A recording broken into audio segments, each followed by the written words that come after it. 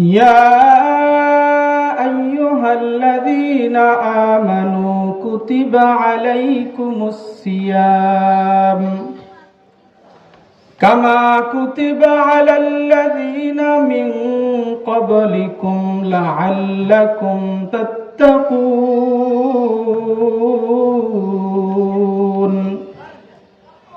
وقال رسول الله صلى الله عليه وسلم الصوم لي وأنا أجزي به آمنت بالله صدق الله المولانا العظيم وصدق رسوله النبي الأمي الكريم ونحن على ذلك لمن الشاهدين والشاكرين والذاكرين الحمد لله رب العالمين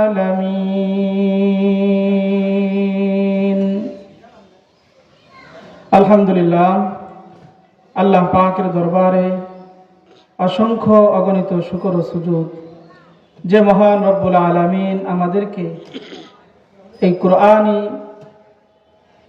ঈমানী মজলিসে জান্নাতের বাগানে আসার এবং বসার কিছু কথা বলা বা শোনার তৌফিক দান করেছেন, এজন্য দিল থেকে শুকরিয়া করে আলহামদুলিল্লাহ।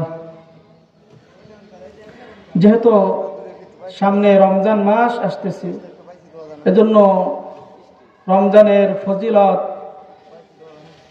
এবং বরকত সম্পর্কে এবং রোজা না রাখার কি শাস্তি এই সম্পর্কে সংক্ষিপ্ত কিছু আলোচনা করব। আল্লাহ পাক যেন আমাকে আমল নিয়তে বলবার মতো, আপনাদেরকে আমল নিয়তে শুনবার মতো ধৈর্য হিম্মত তৌফিক আল্লাহ পাক দান করুক, সকলে বলে আমিন। এই যে সামনে রমজান মাস আসতেছে,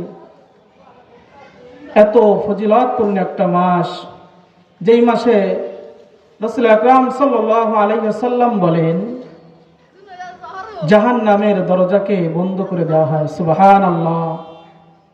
জান্নাতের দরজাকে খুলে দেওয়া হয় এবং কবরের আযাবকে বন্ধ করে দেওয়া হয়, সুবহানাল্লাহ। এত বড় ফজিলতপূর্ণ একটা মাস আমাদের সামনে আসতেছে, এজন্য আমাদের প্রস্তুতি নেওয়া দরকার। রমজান আসার আগেই আমাদের রমজানের প্রস্তুতি নিতে হবে। দুনিয়ার কোনো খেলায় আমরা যখন খেলা দেওয়ার ইরাদা করি, আমরা সফল হওয়ার জন্য আগের থেকে প্র্যাকটিস করি, প্রস্তুতি নেই। অথচ আখিরাতের ব্যাপারে আমাদের কোনো খবরই নাই, আমাদের কোনো চিন্তাই নাই। আমরা দুনিয়ার নাজ নিয়ামতে এতই মেতে আছি যে আখিরাতের ব্যাপারে পুরাই গাফিল। এজন্য আমাদের রমজান মাস আল্লাহ পাক রব্বুল আলামিন বলেন, হে বান্দা, হে বান্দি, 11টা মাস তুমি গুনার সাগরে তুমি হাবিডুবি খাইছো, এখন তুমি ফিরে আসো। এজন্যই আমি রমজান মাস দিলাম যেন তুমি নিজেকে পরিবর্তন করতে পারো। মানুষ পরিবর্তনশীল, আমরা যদি ইচ্ছা করি তাহলে সম্ভব, যদি নিজের মধ্যে ইচ্ছা না থাকে তাহলে কোনোদিনও সম্ভব নয়। এজন্য আমাদেরকে আল্লাহ তাআলা ইচ্ছা শক্তি দিছে।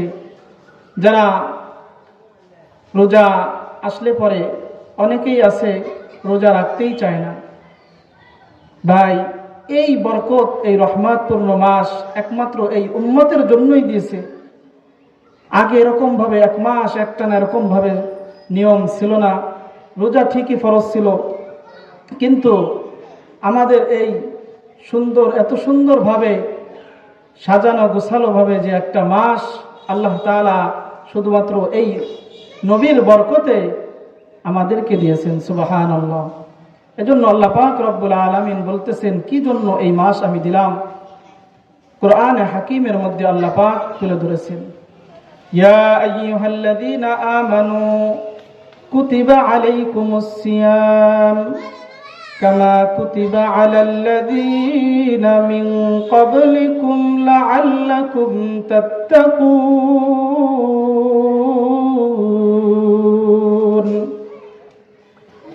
ইয়া আইয়ুহাল্লাযীনা আমানু, হে আমার ঈমানদার বান্দা বান্দিরা, কুতিবা আলাইকুমুস সিয়াম, তোমাদের উপরে একটা মাস রোজাকে ফরজ করে দেওয়া হলো।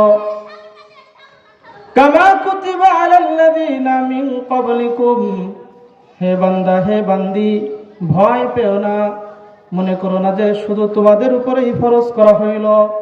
আল্লাহ পাক রব্বুল আলামিন সান্ত্বনা দিয়ে বলতেছে পূর্ববর্তী লোকদের জন্য ফরজ করা হয়েছিল। এজন্য আমাদেরকে আল্লাহ পাক রব্বুল আলামিন নির্দেশনা দিলেন, হে বান্দা হে বান্দি, তোমরা এই মাসে রোজা রাখো। কুতিবা আলাইকুমুস সিয়াম কামা কুতিবা আলাল্লাযীনা মিন ক্বাবলিকুম লাআল্লাকুম তাত্তাকুন,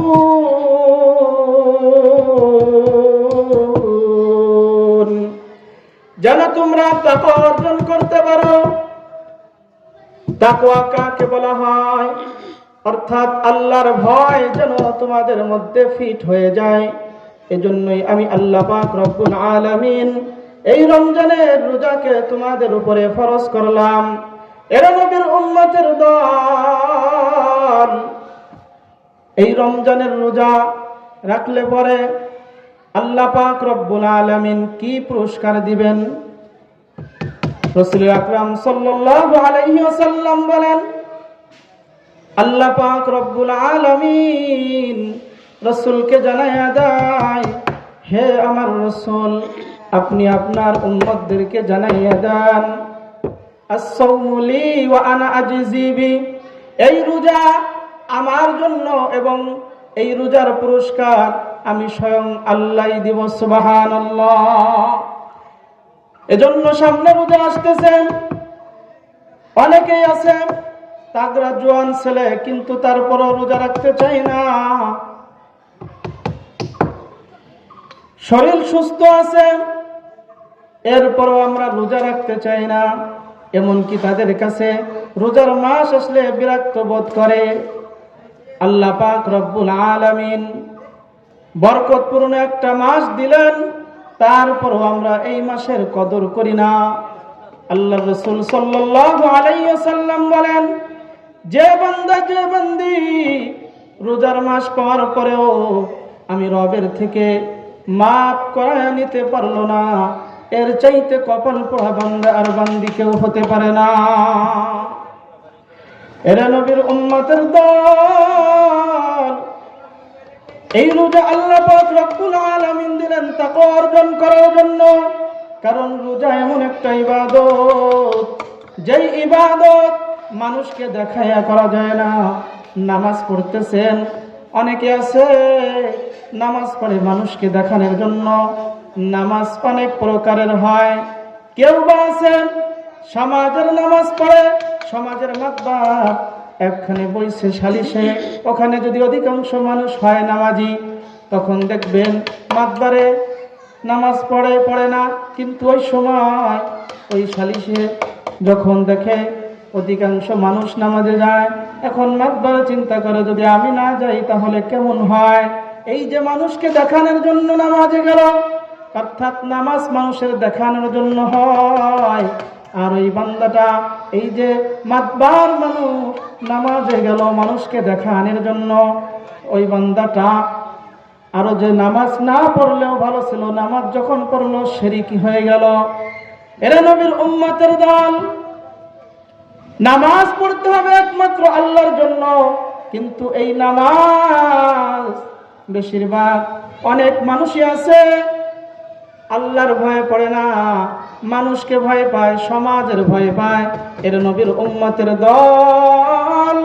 আল্লাহ পাক রব্বুল আলামিন এই জন্য রোজাকে ফরজ করলেন তাকওয়া অর্জন করার জন্য।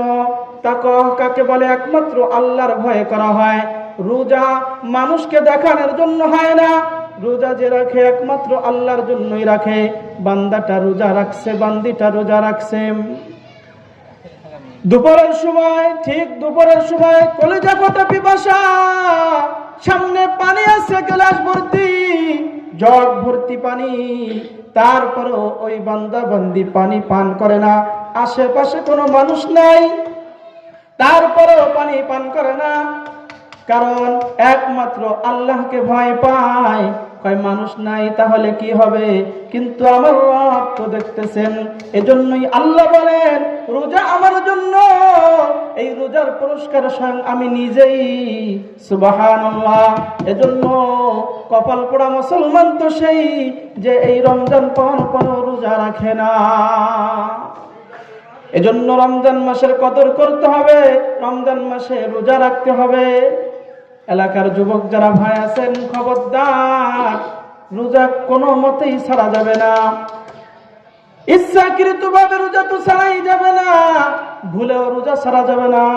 কারণ রোজা ছাইড়া দিলে কি পরিমাণ যে শাস্তি আপনি কল্পনাও করতে পারবেন না। কিন্তু আমরা আছি অনিচ্ছাকৃতভাবে ইচ্ছাকৃতভাবে এই রোজাকে আমরা ছেড়ে দেই, একটু বারও ভাবি না। এত বরকত আল্লাহ পাক এই রমজান মাসে রাখলো, আর আমি এই বরকতপূর্ণ মাস পাওয়ার পর এই রমজানকে আমি ছেড়ে দিলাম, রোজাকে আমি ছেড়ে দিলাম, আবার আমি নিজেকে মুসলমান দাবি করি রে মুসলমান। এ নবীর উম্মতের দল, আল্লাহ পাক রব্বুল আলামিন চায় যেন বান্দা জান্নাতে যেতে পারে। এজন্য বান্দাকে মাঝে মাঝেই অফার দেয়, কিন্তু আমরা ওই অফার নিতে পারি না। আল্লাহ দেওয়ার জন্য প্রস্তুত, আর আমরা নেওয়ার জন্য প্রস্তুত না। রোজা না ছাইড়া দিলে পরে কি ভয়ঙ্কর শাস্তি। এজন্য বাজান খবরদার, ভুলেও কেউ রোজা ছাড়বেন না। নবী করিম সাল্লাল্লাহু আলাইহি ওয়াসাল্লাম বলেন, একবার নবী করিম সাল্লাল্লাহু আলাইহি ওয়াসাল্লাম ঘুমিয়ে রইছেন, হঠাৎ করে স্বপ্নে দেখেন দুইজন লোক আসলো, আয়েশা রাসূল আকরাম সাল্লাল্লাহু আলাইহি ওয়াসাল্লামের দুই হাত ধরে দাঁড় করাইলেন এবং তাকে নিয়ে গেলেন একটা বিশাল পাহাড়ের সামনে। পাহাড়ের সামনে নিয়ে বলতেছেন, ইয়া রাসূলুল্লাহ, ইয়া হাবিবাল্লাহ, আপনি এই পাহাড়ের উপরে উঠুন। রাসূল আকরাম সাল্লাল্লাহু আলাইহি ওয়াসাল্লাম বলেন, আমি তো এত উঁচু পাহাড়ে, এত দুর্গম পাহাড়ে তো আমি উঠতে পারবো না। তখন ওই ফেরেশতারা বললেন, ইয়া রাসূলুল্লাহ, ইয়া হাবিবাল্লাহ, আমরা আপনাকে সহযোগিতা করতেছি, আপনি উঠুন। এবার ওই ফেরেশতাদের মাধ্যমে রাসূল আকরাম সাল্লাল্লাহু আলাইহি ওয়াসাল্লাম পাহাড়ের উপরে যখন উঠলেন, ওঠার পর তার কানে বিকট আওয়াজ আসতে লাগলো, ভয়ঙ্কর আওয়াজ আসতে লাগলো।